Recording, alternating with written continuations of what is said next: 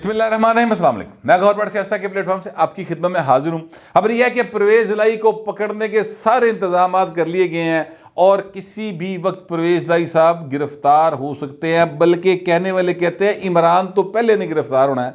अच्छा, इस मामले के ऊपर मैं सारी तफसील के साथ बात करूंगा, लेकिन उससे पहले मैं आपसे गुजारिश करूं कि आज का सारा दिन हमारे मुल्क की सारी रियासत, हमारे मुल्क की सारी सियासत, हमारे मुल्क की सारी सहाफत, लाहौर हाई कोर्ट हो या इस्लामाबाद में सुप्रीम कोर्ट हो, सर इधर गिरदी घूमती रह गई, सारा कुछ इधर गिरदी रहा। और ये सारा किसका फैलाया हुआ था? केस हो या इशू हो, ये इमरान खान के चलाई हुई चीज़ें थी। लिहाजा ये कहा जा सकता है कि इमरान खान ने अपने इर्द गिर्द हर शय को घुमा के रखी है, ये उसकी कारीगरी है भाजी। अब ये बात तो माननी पड़ेगी, ऐसा तो नहीं हो सकता कि आप इस बात से इनकार कर दें। वो अलग बात है कि आप कहते रहे कि जनाब वो कानून को नहीं समझ रहा, नहीं जान रहा और कोई कानून सबके लिए बराबर नहीं है, जितनी मर्जी गल ना कर लो, पर भाई इन्होंने घुमाया सारा होया, ये बात मानने वाली है। अच्छा, अब मैं आपसे अर्ज़ करूँ कि जो इमरान खान का मामला है वो ये है कि कल उनकी इंसदाद दहशतगर्दी की अदालत से वो ज़मानत खारिज हुई। उसके बाद वो वकील जो हैं इस्लामाबाद हाई कोर्ट इसलिए नहीं गए क्योंकि उन्हें पता है वहाँ पर पहले एतराज़ लगा हुआ है बायोमेट्रिक के हवाले से। अब वो लाहौर हाई कोर्ट आ गए। लाहौर हाई कोर्ट में उन्होंने आगे दरख्वास्त दी, जज साहब ने क्या बुलाओ ज़मानत ले लो, उन्हें कहा जी वो नहीं आ सकता। जज साहब ने कहा नहीं ये नहीं हो सकता। लिहाजा जज साहब ने उनको 3 बार टाइम दिया, लेकिन वो नहीं तशरीफ़ लाए। फिर जज साहब ने कहा कोई बात नहीं, कल सुबह 9 बजे आ जाए। सुबह 9 बजे भी वकील साहब ने कहा कि जी क्लाइंट नहीं आ रहा। लेकिन एक इशू वहाँ पर एक और बन गया। कोई जो वो इशू था वो ये था कि जो दरख्वास्त पर साइन थे वो दूसरी दरख्वास्त जो दी गई उस पर वो साइन और पहली दरख्वास्त पर साइन डिफरेंट थे। ऐसे पॉइंट वकील साहब गए फंस और जज साहब गर्मी खा गए। उन्होंने कहा ये क्या तरीक़ेकार है, आप मुल्ज़िम को पेश करें और ये यहाँ पर आकर तस्दीक करेंगे कि ये उनके साइन है। ऐसे पाए ना हाथ पैर फूलने शुरू हो गए उन पीटीआई के वकला के, क्योंकि पीटीआई जो है जाहिर है कि उनका सारे का सारा बयानिया झूठ पर मबनी है। वो यानी अमरीकी साइफर से लेकर ते भाई न मतलब मोहसिन नकवी तक जिन्नियां गल्लां कीतियां ना वो सारे झूठ से मबनी। अब भी वो आगे भी जो कुछ कर रहे हैं वो झूठ बोलन की ऐसी बंदे नूं आदत पै जांदी, बंदा फिर थां नहीं वेखदा, फिर वो ना हर जगह पे झूठ बोलना शुरू कर देता है और ये आदत बहुत बुरी होती है। यानी आलम ये होता है कि इंसान अपने आप से भी झूठ बोलता है। मैं पहले आपको एक दोस्त का वाक़या सुना चुका हूँ। वो उसको डॉक्टर ने कहा कि यार तू ना रेस कोर्स से 2 चक्कर लाया कर। ओ भाई रेस कोर्स बढ़ता सी और सामने वाली ग्राउंड जो थी बिल्कुल कोई महज कोई 3-4 एकड़ पर बनी जो ग्राउंड है रेस कोर्स की, वैसे ग्राउंड तो मेरा पता नहीं कितने मरबे थे, तो वो सामने वाली जो 3-4 एकड़ की ग्राउंड है वहाँ पर 2 चक्कर लगा के तो कहता था मैंने चक्कर लगा ली। झूठ बोलन की चक्कर देने की लोगों ने एडी आदत सी, अपने आप को चक्कर देता रहा। फाइनली अल्लाह गरीक रहमत करे, फिर वो ज़ाहिर शफा नहीं हुई उसको, या ज़िंदगी इतनी सी जो भी था।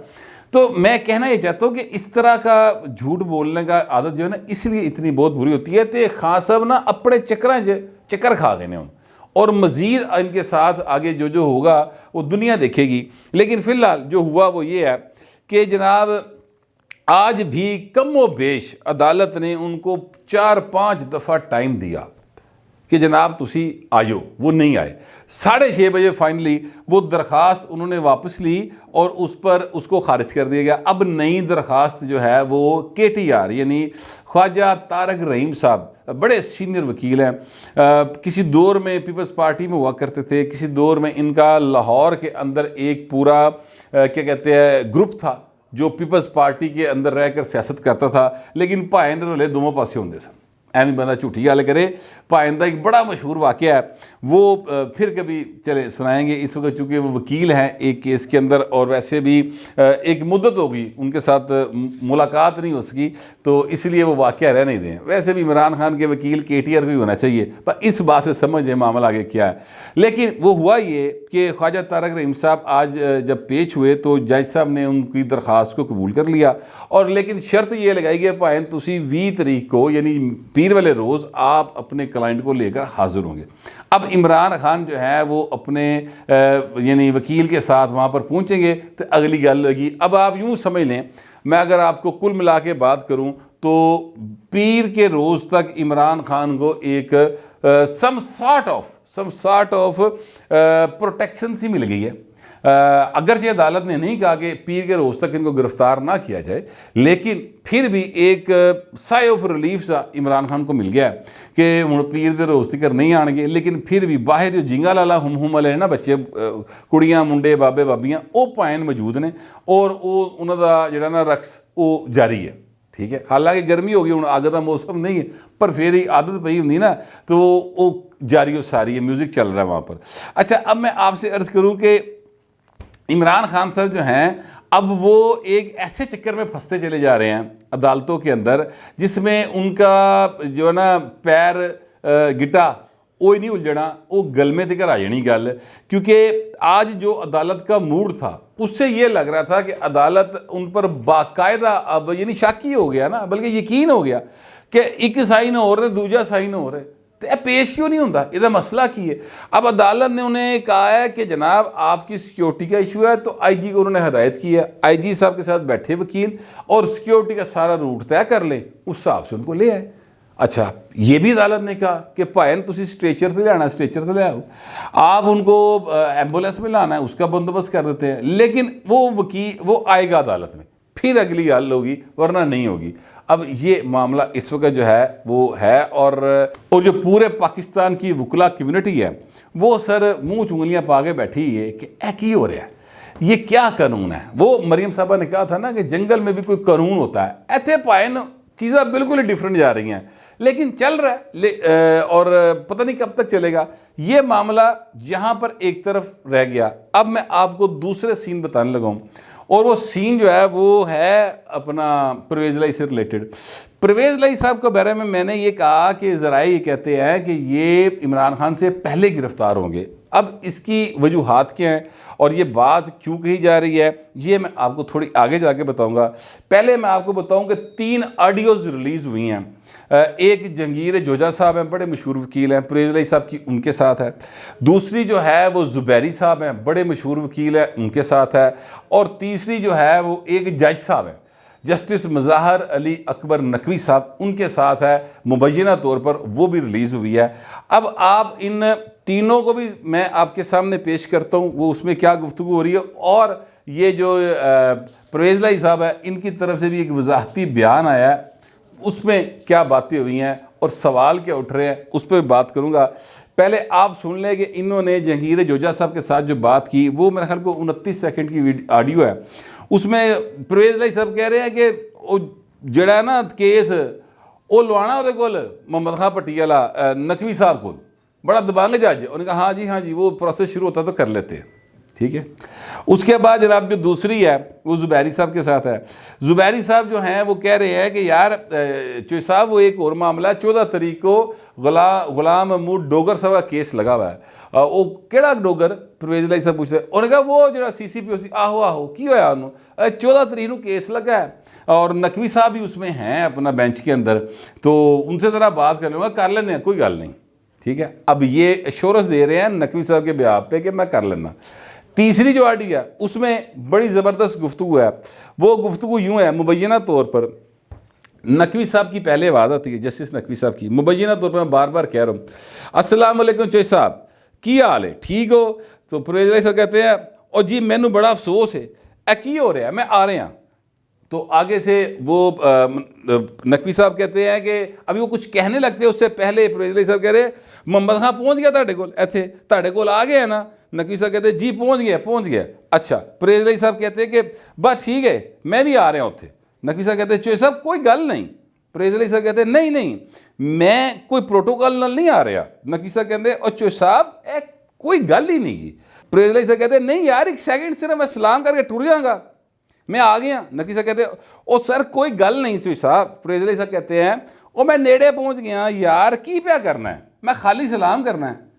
ये सर ऑडियो है, 3 ऑडियोज़ के मैंने आपको जो है वो क्रक्स बता दिया है। अच्छा, मज़े की बात यह है कि पहली 2 जो ऑडियोज़ आई, जो जोजा साहब के साथ थी और जो दूसरे वकील साहब के साथ थी, उसके बाद परवेज़ लाई साहब की तरफ से एक ये जो है वजाहती बयान वो जारी किया गया, और उस वजाहती बयान में जो कहा गया वो मैं आपको बताने लगा हूँ।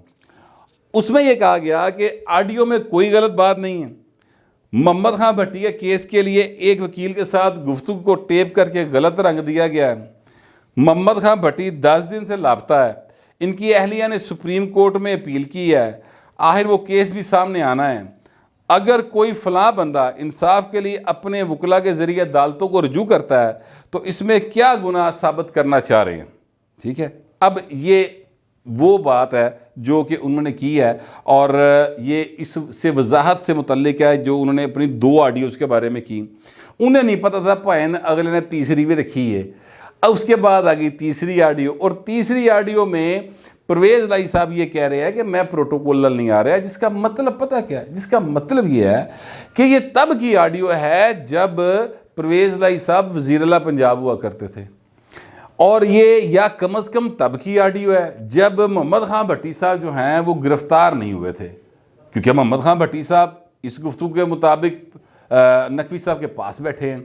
तो ये कोई थोड़ी पुरानी ऑडियो है। अब मैं पहले जो ये वजाहत आई है इस पर सवाल उठा दूं, और 2 वो जो ऑडियोज़ हैं उनके हवाले से, कि ये कहते हैं कोई गलत बात नहीं है। इस ऑडियो में आप सुन लें कि वो ये कह रहे हैं कि जनाब मज़ाहर अली अकबर नकवी को लवाना जे, बड़ा डाढ़ा जज है, बड़ा दबंग जे।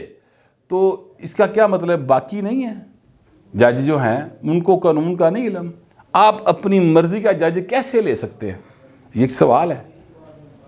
हर एक को अपनी मर्जी का जज मिल जाए तो भाई ने फिर तो कभी को मुलजम मुजरम बने ही ना, फिर तो सारी रहा हो गए। तो जज तो वो होता है जो किसी का मर्जी का नहीं होता, सिर्फ कानून और आइन का होता है। तो इसमें ये बात तो गलत है।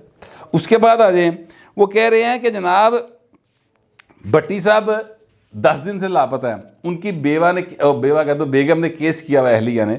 तो सर उनकी अहलिया ने केस किया हुआ है, तो आप किस तरह जज के साथ अप्रोच कर सकते हैं, आप किस तरह जज को अप्रोच कर सकते हैं, भावें वकील के जरिए होवे। वकील के जरिए करना तो अदालत में होता है, ऑन दी रिकॉर्ड होता है, उत्थे आर्गूमेंट के जरिए होता है, लॉ पॉइंट डिस्कस होता है। ये क्या तरीक़ेकार है। तो इससे साफ लगता है कि जैसे ना भावें कोई कितने गीटी रली है। ठीक है, अब आ जाते हैं कि ये जो तीसरी ऑडियो आई है इसके हवाले से इन्होंने अभी तक जब मैं आपसे विलाग कर रहा हूँ कोई वजाहती बयान जारी नहीं किया, जिसका मतलब है कि अगर इस ऑडियो को दुरुस्त मान लिया जाए, और जो कि दुनिया मन्नी बैठी है, इसका फ्रांसिक होना चाहिए, वैसे मन्नी बैठी है, वो सर तो मज़ाहर अली अकबर नकवी साहब और ये जो हैं अपना परवेज़ लाई साहब और इनके दरमियान फिर पुराने ताल्लुकात हैं, और पुराने ताल्लुकात को मद्देनज़र रखते हुए परवेज़ लाई साहब कह रहे कि नकवी साहब दे को लवाना जे। मज़े की बात यह है कि वो जो दूसरी ऑडियो है उसमें ज़ुबैरी साहब ये कह रहे हैं कि 14 तरीक को केस लगा है गुलाम महमूद डोगर का। गुलाम महमूद डोगर CCPO लाहौर थे और उनका केस आज लगा हुआ था।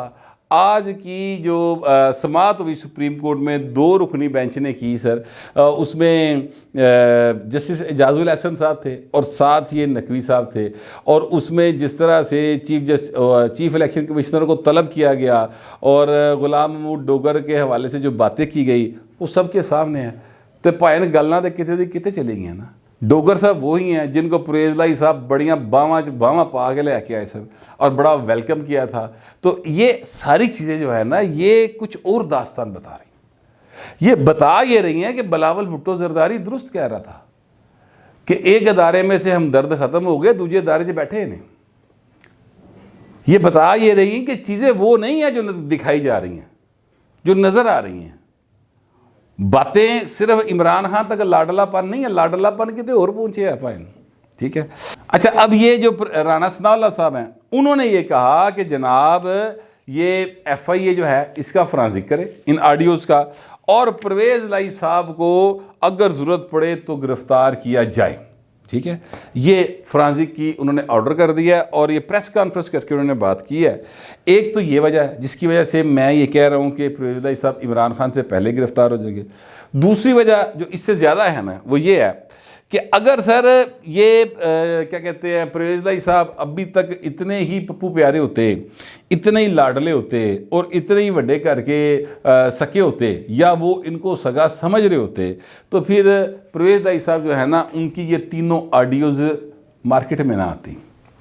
ये जो गुफ्तगू है ये अगर आम टेप के ऊपर भी है, यानी आम मोबाइल के ऊपर भी है, बिल्कुल एक जो यानी जैज़ के नंबर के ऊपर हो रही है, ठीक है, फिर भी ये रिकॉर्ड करने की सलाहियत आम आदमी के पास तो नहीं है।